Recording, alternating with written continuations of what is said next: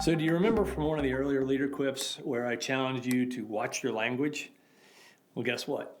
Someone called me out on some negative language.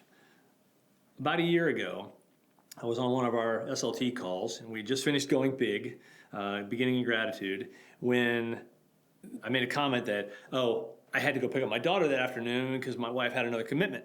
And as soon as I said, I have to go pick up my daughter from school, the owner of my company said, no, Jeff, you don't have to, you get to. And I stopped in my tracks, and everyone, there was silence, dead silence in the room, and I said, thank you. And he explained the concept because he had just recently come from a counseling session with a business counselor that they had been using as an advisor. And they said, start to check your language and replace have to with get to.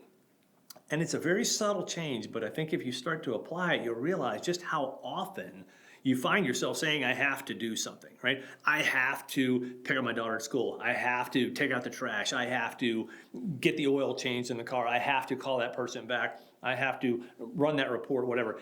And it sounds negative. It actually gives up control to someone else and implies that you are a passenger in the car of life.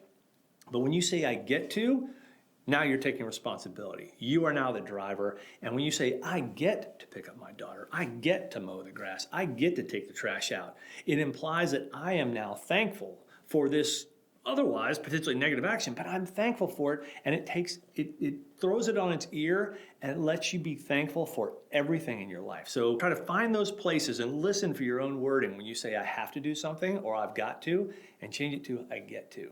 And you'll be amazed at what happens in your outlook on life.